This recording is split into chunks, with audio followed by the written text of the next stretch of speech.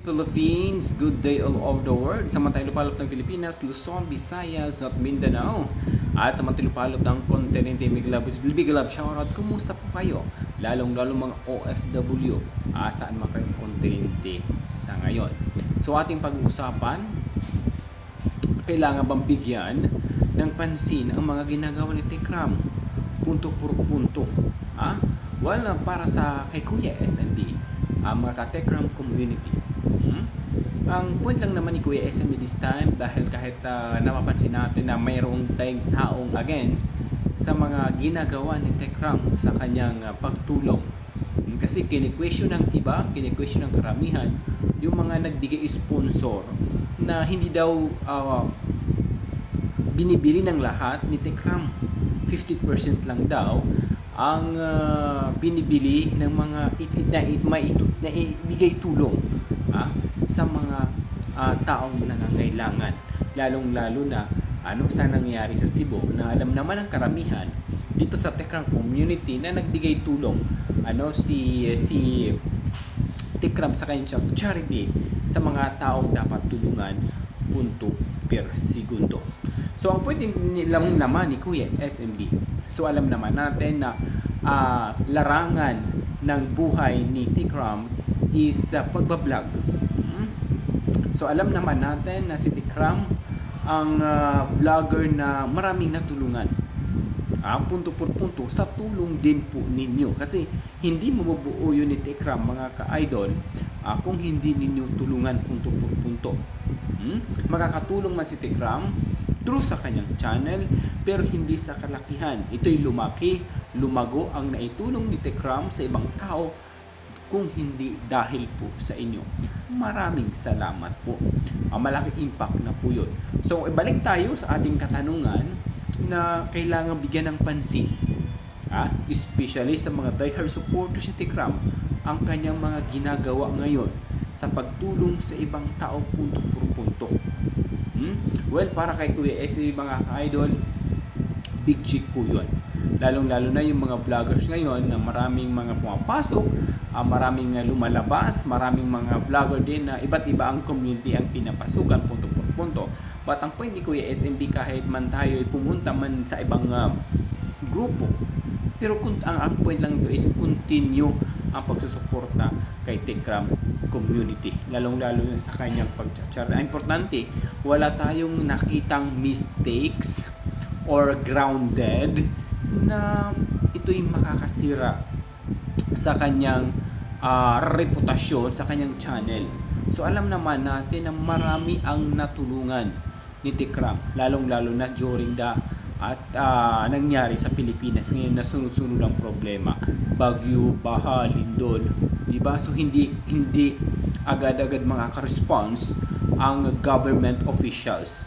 So we're blessed din sa mga vloggers na katulad ni Tekram, dahil kahit hindi ba na nabigyan ng pansin ng ibang karamihang official ang pagtulong sa ibang mga mamayang Pilipino na kailangan tulong, pero nandun pa rin ang grupo ni Tekram. Nandun yung pamilya ni Tekram na gumabay din sa ibang tao na dapat tulungan sa Cebu. So malaki impact po yun. So ang point ni Kuya SMB, kahit medyo lumihis man tayo ng daan, hindi tayo masyado aktibo dito sa social media, ang importante nakita natin na tuloy-tuloy ang kanyang tulong sa ibang tao, at maganda ang kanyang hangarin para mabiyang bukas ang mga nahikahos na buhay dito sa lalong-lalo na sa Cebu. So bigyan po natin yan ng pansin. So kahit medyo nakipapansin natin na kahit gaano mang kabait si Tekram, kahit gaano mang kabait ng tao, may negative pa rin nasasabi. So doon lang tayo sa positive. So normal lang po yan sa tao na against sa'yo, kahit gaano man kabait. To be who you are. Magpakatotoo ka sa sarili mo. Ang nakikita naman natin, na napapansin naman din naman natin, na honest si Tekram sa kanyang sarili. Honest siya sa lahat ng mga supporters niya, punto por punto. Ginagawa niyang lahat alang-alang sa ikakasaya, progress ng community Kram punto por punto. Even the Kalingap Rap community. So malaking impact po yun sa mga supporters na humihingi lang po si Kuya SMB ng paumanhin po sa mga nandyan na sumusuporta sa akin as of now, na hindi ako tuloy-tuloy na nakakapag-subaybay kasi nakikita ko naman na maayos ang zigway ng daan ng kanyang mga ginagawang vlog na walang masyadong grounded. So may ilan-ilan lang dyan na ayaw sa kanyang mga ginagawa, but wag na isit aside na natin yung mga ayaw, wag na lang siguro pansinin, wag na lang pansinin, ika nga, doon na lang tayo sa mga positive ways. Hindi na kailangan pansinin yung mga kasi bablaan mo mga negative issues. Ang importante, nakatulong. Ang importante, may nagtiwala sa kanya ng tao punto por punto. Depende na lang po yan sa nagbigay. Kung kikwestiyonin pa ang kanyang naibigay, kung nakapunta pa talaga sa ibang taong dapat tulungan. So wala naman siguro nag-questions regarding po doon, kaya wag na lang natin pansinin. Ganun lang po doon, mga katekram. Advance Merry Christmas po sa lahat. Na sana na maging tuloy-tuloy ang progress, ang pagbabago ng community, at mas lalong tumaas at lumaki pa tong community na ito para maiayos din at more blessings na dumating sa community charity.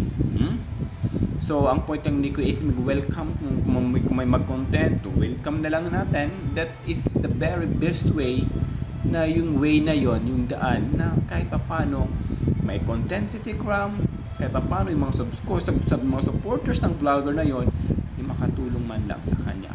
Yun lang po, that is the best way. Kung ito'y way din na makakatulong na maiangat ang grupo, magtulungan na lang, ika nga. Dahil sa napansin ko, medyo okay naman ang community ng Tekram this time. Wala namang grounded na nangyayari. Saya yung iba nagsasariling content na lang din. Si Kuya SMB, ngayon lang din ako nakapag-upload, ilang buwan ba, 2-3 buwan ba, dahil medyo na busy talaga, lalo December po ngayon. So yun, go and fight din. And of course, mega love shoutout all vloggers under Tikram, all vloggers sa kakilala ni Kuya SMB. Tuloy-tuloy sa pangarap hanggang makamit ang tagumpay. Yan, hanggang salamat na lang po sa lahat na patuloy niyo pagsusuporta. Go and fight, laban. Huwag tigilan ang pagsusuporta kay Tikram, dahil nakikita ko ang kanyang sinseridad, na totoo ang kanyang pagtulong sa ibang tao. Nagiging masaya siya sa kaibuturan ng kanyang puso na makatulong sa ibang tao sa tulong ninyo sa daan ng kanyang lehitibong channel, Tikram Community. Yan, maraming salamat mga katikram. Nagbigay lang ako ng time dahil po sa inyo, dahil sa aking napapansin na medyo okay naman din yung daloy ng charity, daloy ng ang community na sagrado, pulido, na walang grounded, walang gulong nangyayari. We're blessed. Sana tuloy-tuloy. So mga issues, wag na lang siguro pansinin, because it is not to, cannot help not to change, not to progress sa community ni Tikram. Go! I-welcome yung mga bagong pasok ng mga subscribers ni Tikram.